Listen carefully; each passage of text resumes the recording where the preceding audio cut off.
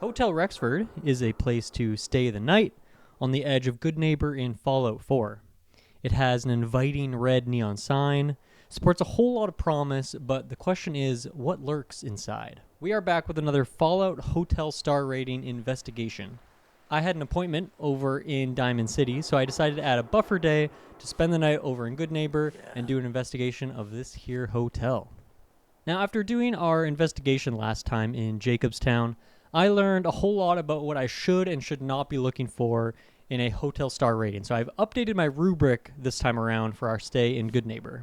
We have 8 categories like we did in the Mojave, but this time I've given them a new coat of paint. Number 1, entertainment. Previously amenities. Same idea. What sort of activities are there available in the hotel, and in this case, nearby to the hotel in the close proximity. Number 2, safety and accessibility.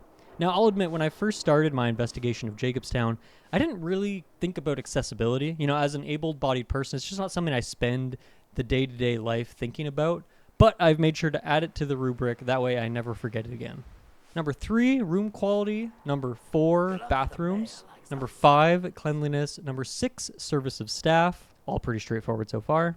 Number 7, food. You know, whether that be a restaurant or a mini fridge in the room stocked up, or even just like a snack bar, you know, is the eating good?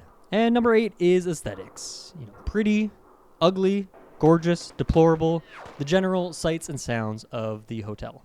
For each category, you can score between 0 and 1 stars, including quarter and half stars. There is a ceiling of 5 stars, so even though there are 8 categories, if you go above 5 stars, I'll just cap you at 5, which, you know, that is a perfect rating, nothing to sneeze at. From the outside, Hotel Rexford appears to be in pretty good condition. You know, nuclear wasteland, context acknowledged. The upper floors have been blasted away, and some of the balconies look like they're about to be falling off. But at least for the lower levels, pretty good condition. We will take a perimeter walk around the hotel later, but for now, let's head inside. They didn't have an online booking option, so I'm hoping I get lucky here. You know, I only have 4 in luck, but hopefully that is enough to score me a room. As we enter, the lobby is quite lively. You've got the front desk right in front of your view, a couple patrons moseying around, an employee sweeping. You have these gorgeous marble pillars. You got some furniture. Although my first impression is definitely that the decor in here is a little bit bland. Let's see if we can grab a room. Before you even start, let's get to the point. We have rooms, Okay. 1 room specifically. Payment due up front. Can you tell me a little bit about the hotel first? The Hotel Rexford used to be a grand establishment. We even had guests that didn't throw up all over the floor. But now the only people who come by are looking for somewhere to nurse a hangover or shoot up chems. So, still want a room? Yeah, Miss Hutchins didn't provide the warmest welcome, but, you know, there is something to say for her transparency. Finding my room was a breeze, but I did get stopped on the way by a familiar face. What? No, it can't. It's you. From Sanctuary Hills. I sold you that space in the vault, remember? But you, look at you. 200 years, and you're still perfect. How's that possible? So you're telling me this guy hasn't changed his outfit in 200 years?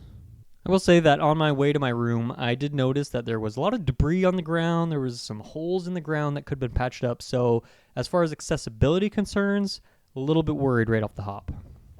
Now, the room itself is kind of a mixed bag. You know, the furniture is varied and in pretty good condition. You've got a kick-ass throne, you've got a couch, a dresser, a side table. Not much in the way of decoration, and there really isn't any extras like a fan or alarm clock or a light, a lamp even on a table. There's no curtains or blinds on the windows, just kind of some boards plastered up, which, you know, let a smidge of light through, but not the best in terms of control. The bed is not great. Yeah, it's spacious. Sure, you can fit 2 people in there. You know, maybe if I get lucky at the bar tonight, I can bring someone back here. But there aren't any sheets, blankets, or even a pillow. And the mattress seems to have quite the concoction seeped into it. Now, the absolute basic necessity for me with a hotel room is privacy. And my room fails in that category in 2 of its 6 sides. The wall is busted through here, which means that anyone in the room neighboring me can directly look at me. But on top of that, that room has another hole busted in the opposite side of it, meaning that anyone out in even just the public hallway can look directly through the 2 rooms into my room. kind of near where the bed is. Don't love this at all. It's extremely troubling and unnerving, and on top of that, there's also holes in the ground, which means that if I wake up in the middle of the night or get up in the morning and maybe don't have enough clothes on, if I just walk around the room, someone might spot me from the lobby, which is pretty crazy. So not only is this a huge privacy concern, but also the hole in the ground, that's just a recipe for a twisted ankle. Now, I'll give my final verdict on the room once I've slept in the bed for the night, but I gotta say that the privacy concerns alone drag down what is otherwise a very passable room into potentially lower star rating. So I don't have a bathroom directly in my suite, and also could not find one on the top floor, so I went down a level, couldn't find one on the second floor, had to go all the way back down to the first level of the building, and then eventually the bathrooms came into view. Now, when I finally found my way to the bathrooms, it was a sorry sight. There are 2 rooms. Each one has a single toilet stall and 2 sinks, and one of the 2 of them has a urinal. But another glaring issue here is the walls. There are holes in the walls between the 2 bathrooms. Now, thankfully, those holes aren't in the actual bathroom stalls themselves, more just to the general sink area. These issues do mean, though, that someone in bathroom A could be peeping through to someone using the urinal in bathroom B. I don't like that at all. And that same urinal, it does appear to be in working condition. Good, thumbs up. However, the sinks, not so much. Only one of them has a faucet, but there are no taps. Some of them are disconnected on the pipes underneath the sink. Somehow, though, those are even more passable than the toilets themselves, which to me is the highest importance thing. In bathroom A here, you've got what I'll call the Jenga toilet, just ready to topple at a moment's notice. And across the way, you've got the Lego toilet, which, absolutely has assembly required. No toilet paper in sight. Now, one of the bathrooms does have a medical cabinet with some stim packs in there, so that's a good sight. But if we run down the other necessities of a bathroom, no showers, no mirrors, not even a garbage can in here. I gotta say that these are among the worst bathrooms I have ever seen. 0 stars for the bathrooms. Okay, now we can go check around some of the other corners of the hotel. Over in the lobby, there is a bar, quite minimal selection, and in all my time here, there was never an employee manning this, so I think we can kind of consider it defunct. You do have some pretty good seating in the lobby with several different chairs and a coffee table, but unfortunately, I kept getting pestered by a guy trying to sell me drugs, which is not what you want in your establishment. Oh man, someone new. You need some jet, man? Home brewed, reasonable prices? There's a decent little lookout spot on the second floor. Not that there's much to see, even if you were sitting up here, but maybe a good place to read a book. Probably the nicest room in the entire hotel belongs to this man here, who I believe is the owner and operator of the hotel. He really wasn't up for conversation, though, and his guard was rather threatening, so I didn't talk to him too much. Okay. And the other rentable rooms are about on par with mine. Similar quality of furniture, similar quantity of holes in the grounds and walls. This room here, though, actually has a safety cone in it, which I found interesting. Unfortunately, though, the safety cone is up on a bookshelf and not, 3 feet over on the ground next to a huge hole in the ground. Either way, though, if your hotel room has a safety cone in it, you should probably find a new hotel. The Vault Tech guy's room had the best lighting and kind of had the best furniture as well, but it also had the largest hole in the ground. You could easily, more than an ankle, you could take a tumble down the hill on this one. And the last room, while it had the smallest bed, it had a nice lounger, it had a fan, had a pretty solid window. So overall, kind of similar quality between all the rooms. A little bit of pros, a little bit of cons, but I'd say they all kind of even out. Now that we've taken a look at all the rooms, I'm prepared to give my rating on the aesthetics. From the outside, with the giant head on the wall and the red neon sign, I kind of had high expectations for the general aesthetics of what the inside of the building was going to look like, but I gotta say, I'm pretty disappointed in it.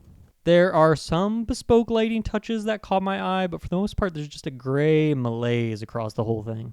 The pillars that I mentioned at the start, when you walk in the building, really catch the eye, but overall, there wasn't really anything else that caught my eye visually. There's a lack of art on the walls, there's no music playing. Any spot that appeared to have potential, like the cute little bar in the corner here, just seems so lifeless and abandoned from maybe what it once was hundreds of years ago. For these reasons, I'm going to give the aesthetics a 1/4 star. Now let's take a quick look around the perimeter of the hotel just to make sure everything seems up to snuff. and there aren't any health code violations, that kind of thing. Get lost. Hey boys, what's going on back here? Beat it, chump. Oh, it's What on. the fuck? Oh, Jesus.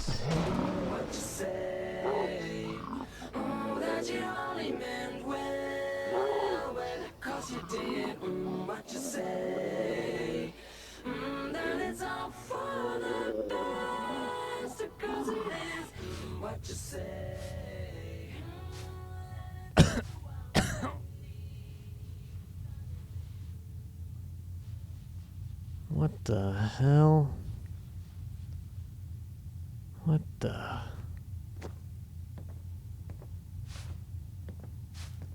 Where am I? I hear footsteps above me. After being gunned down behind the hotel, I woke up in a strange windowless room. I assumed I had been put in some strange saw trap and had a key jammed inside my ACL or something. There was a weird alchemic station, some computers, a forgotten bathroom. Eventually, I located some stairs and to my surprise found that I wasn't locked up at all. I was back in the lobby of the hotel. This offshoot that I thought was just some sort of maintenance room for employees only is actually where my body was dumped after this. Whether the gunman thought I was alive or dead, I don't really know. But given what just happened, I feel like this is a pretty adequate time to give my official rating on the safety and accessibility of Hotel Rexford. Pros are... You know what? Let's skip right to the cons. There are holes in the ground all over the place that at best are going to result in a twisted ankle and at worst, falling 2 stories to your death.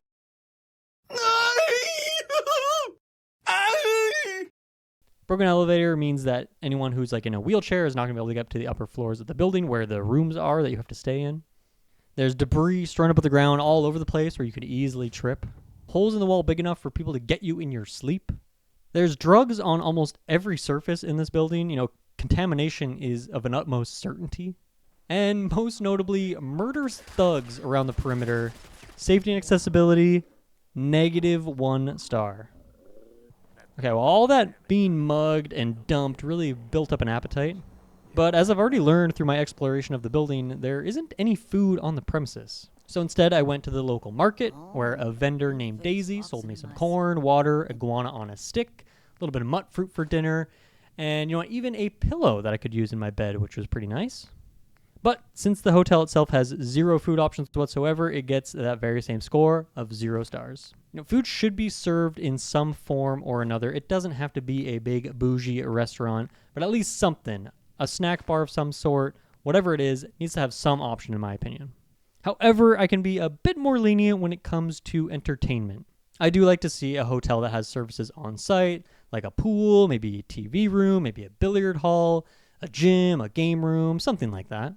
But if it's short on those, as long as there are interesting entertainment options within close proximity to the hotel, I can still give it some points.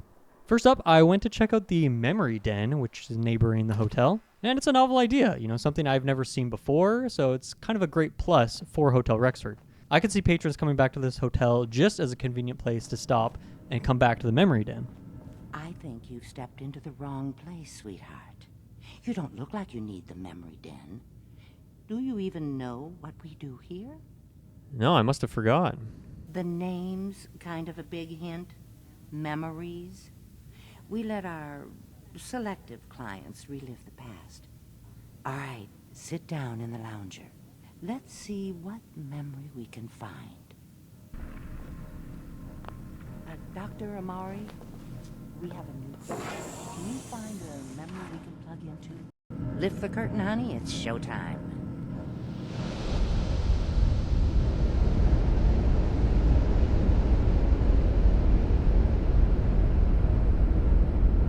Here you are, your memory. Just relax. We'll be monitoring your vitals on this end.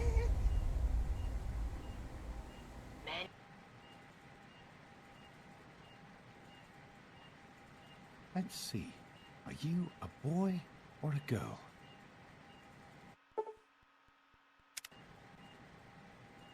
It's a boy. A boy. We've got a son, Catherine. A beautiful, healthy baby boy. Oh, James. We did it. A son. Our beautiful son.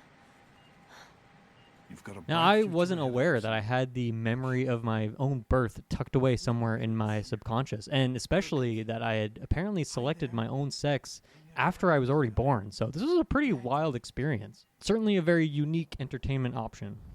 And after that, I slipped over to the third rail, which is again very close proximity to the hotel. The third rail is a bar here in Goodneighbor, and I gotta say it's pretty unique within Boston. As for the establishment itself, has tons of seating options. It was filled with plenty of people, so it felt very alive. On top of that, there was a live performance, some live music going on, which was free of charge. I just walked in the door and could check this out. Food and drink options as well, which is nice. I also really like to see that there was security at the door before I went in and a metal detector. I was able to get a lot of metal through that detector, to be honest, but at least there was a bit more safety than I could find at even the hotel that I stayed at. Buddy, I need to be a lot more high or a lot more drunk to be bothered right now.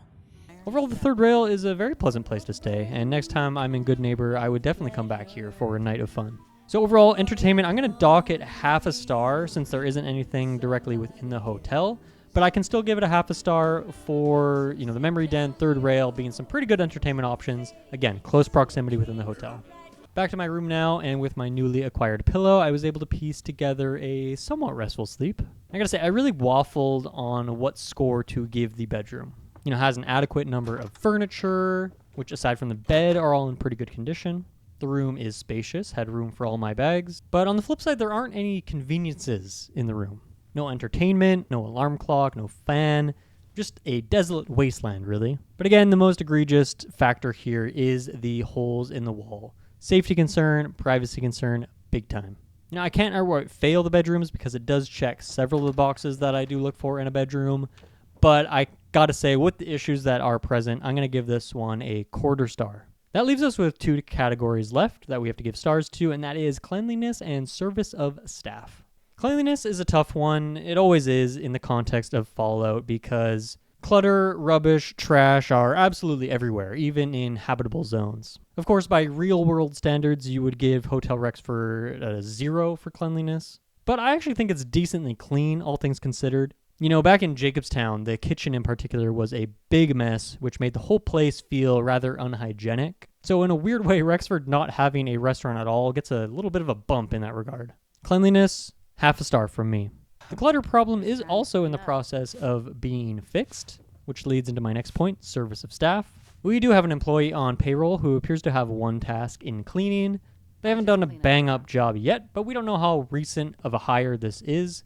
Maybe they're still just getting on the ground running. The front desk worker, again, quite rude, but I was able to book a room without much hassle. So their job has been accomplished. Outside of that, we have the owner, who I wouldn't really expect to directly provide any service. I would have liked if he was a bit kinder, but it's not something I can really dock too many points for.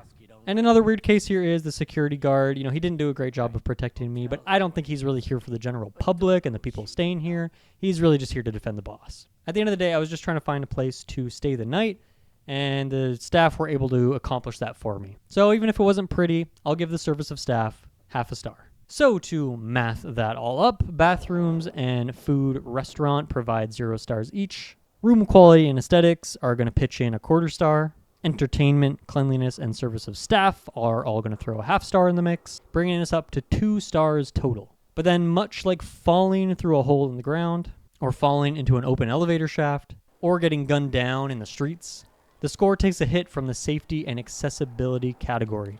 -1 star, bringing Hotel Rexford's final rating down to 1 star total. Now, a rather pitiful performance, I must say. I had much higher expectations when I first saw this place. I was predicting that it would land somewhere in the 3 to 3.5 star range, so it fell well below that. Anyway, I did have that appointment in Diamond City, so I should probably get going. Thank you for tuning your Pip-Boy to my channel.